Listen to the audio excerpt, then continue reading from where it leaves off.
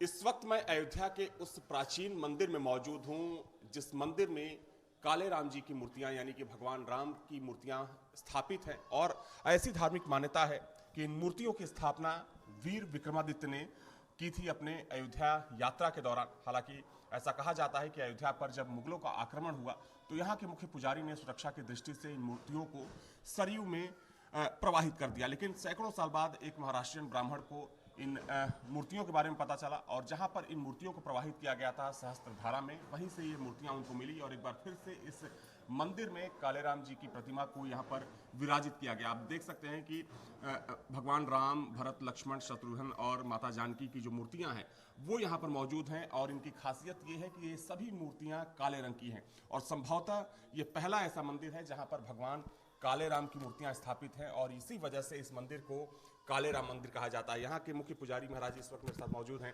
महाराज जी, कहानियां तो हमने सुन रखी हैं, धार्मिक मान्यताएं भी हैं, थोड़ा सा ऐसे कैमरे की तरफ आ जाइए। लेकिन आपसे जानना चाहेंगे कि क्या आखिर धार्मिक मान्यता क्या है इस मंदिर की और काले राम जी की मूर्तियाँ कब से यहाँ पर स्थापित कि श्री राम जन्मभूमि पर उज्जैन के महाराज विक्रमादित्य जी ने जो मंदिर स्थापित किया वो लगभग 1500 वर्ष अपने पूर्व स्वरूप है।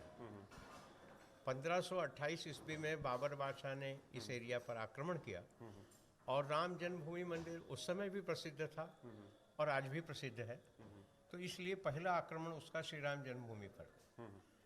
तो वहाँ विग्रह जो था उसकी पूजा अर्चा वहाँ के सिद्ध संत श्यामानंद सरस्वती जी करते थे और उनको ये आभास हुआ कि यवनों का आक्रमण होगा, मूर्तियों को भंग करेंगे, मंदिर को तोड़ेंगे। तो मूर्तियों को सुरक्षित रखने की दृष्टि से उन्होंने भगवान के विग्रह को श्री सरयू सहस्त्रधारा तीर्थ में प्रवाहित कर दिया और मंदिर खाली कर दिया। और ये कहा जाता है कि उस समय मंदिर में 4 द्वार थे और उन चारों द्वारों पर एक एक पुजारी खड़ा हो गया और उन्होंने ये कहा कि जब तक हम जीवित हैं आप मंदिर के गर्भगृह में प्रवेश नहीं कर सकते। और फिर उन्होंने उन चारों ही पुजारियों का कत्ल कर दिया और मंदिर के अंदर प्रवेश किया। तो जब मंदिर में प्रवेश किया तो वहाँ उन्हें मूर्तियाँ नहीं प्राप्त हुई, केवल खाली बिल्डिंग ही प्राप्त हुई और उसको ही गिरा करके उन्होंने मस्जिद बनवाई। चूँकि बाबरी मस्जिद बाबर ने बनवाई इसलिए वो बाबरी मस्जिद कहलाई और उसका इतिहास पूरा देश जानता है। तो वो विग्रह सन 1528 में जो सरयू में प्रवाहित किया गया वो लगभग 220 वर्ष भगवान नदी में थे। 1528 से लेकर ईस्वी सन 1748। फिर 1748 के आसपास की घटना है कि महाराष्ट्र के रहने वाले एक संत हुए पंडित नरसिंहराव मोघे जी, वो नदी के किनारे रहकर तपस्या करते थे और तपस्या करते समय उनको भगवान का दर्शन और आदेश हुआ, नागेशन सन्निधौ तत्र इमाम मूर्तिंच योजय तत्रैव मम सानिध्यम सदा भवतु तेज। अभी आपने यहाँ पीछे नागेश्वर नाथ जी का दर्शन किया होगा। नागों से आविष्टित होने के कारण इन्हें नागेश्वर नाथ कहा जाता है और भगवान के पुत्र लवकुश के द्वारा इनकी स्थापना की गई है। तो उनके पास में स्थापना करने के लिए उन्हें आदेश हुआ। फिर दूसरे दिन स्नान करने के लिए वो नदी में गए और वहाँ पर नदी में ये विग्रह उन्हें प्राप्त हुआ। अभी आपने प्रश्न किया कि इन्हें काले राम जी क्यों कहा। जिन महात्मा जी को ये मूर्तियाँ प्राप्त हुई तो सबसे पहला उद्गार उनके मुख से जो निकला वो यही था कि काले राम जी प्राप्त हो गए। तो अब महात्मा जी के मुख से उद्गार निकला तो वही उनका नामकरण हो गया। अब चूंकि संत सत्पुरुष ने नामकरण कर दिया तो पिछले 350 साल से हम इनको काले राम जी कहते हैं। वैसे इनका प्राचीन नाम विष्णु हरि है। जब ये श्री राम जन्मभूमि पर थे तो विष्णु हरि नाम से पूजित थे, क्योंकि अयोध्या में सप्त हरि हैं, विष्णु हरि, धर्म हरि, चक्र हरि, बिल्व हरि, गुप्त हरि, पुण्य हरि, चंद्र हरि।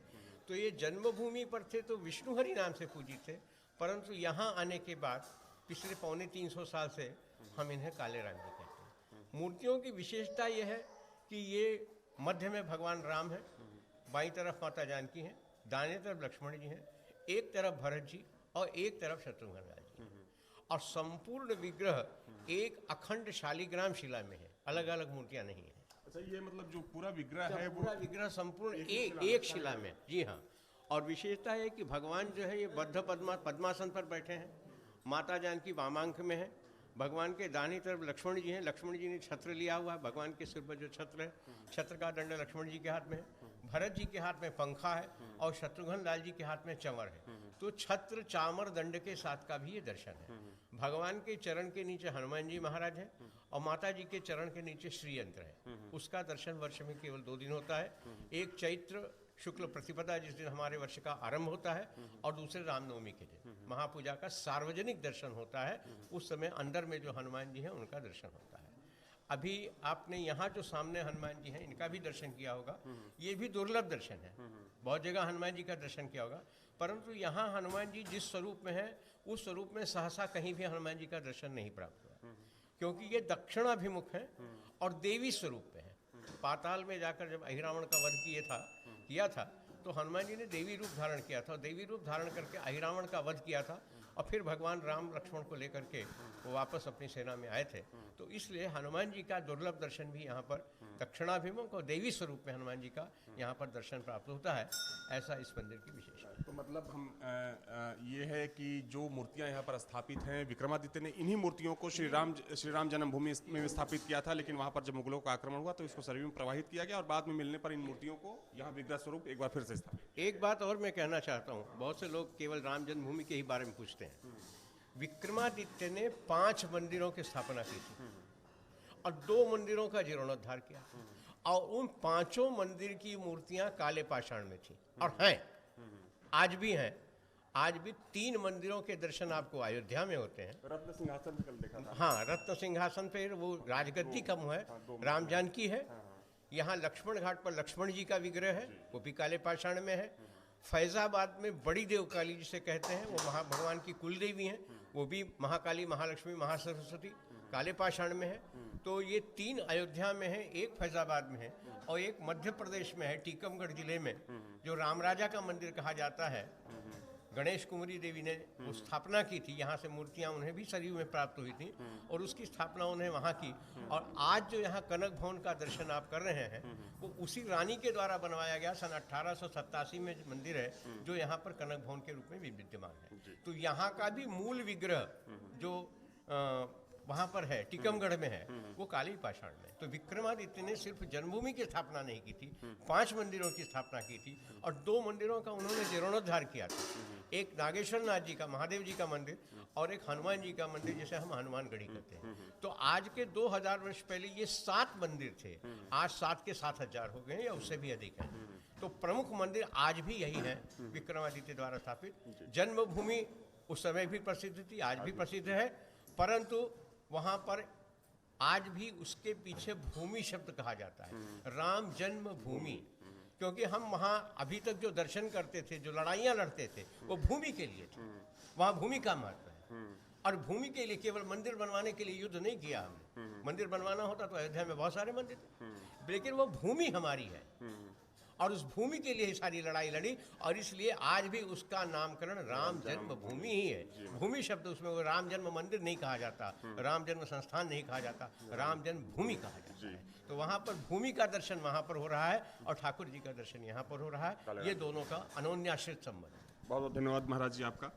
तो देखिए, यहाँ के मुख्य पुजारी ने हमें इस मंदिर की पूरी धार्मिक मान्यता बताई। दरअसल एक बार फिर से मैं आपको ब्रीफ कर दूं, इस मंदिर की कहानी बता दूं। दरअसल इस मंदिर में, काले राम जी की मंदिर में जो भगवान की प्रतिमा स्थापित है, दरअसल इस प्रतिमा को लेकर ऐसी मान्यता है कि जब वीर विक्रमादित्य ने यहाँ पर राम मंदिर का निर्माण करवाया, उसका जीर्णोद्धार करवाया, तो इन्हीं मूर्तियों को राम मंदिर में स्थापित किया गया।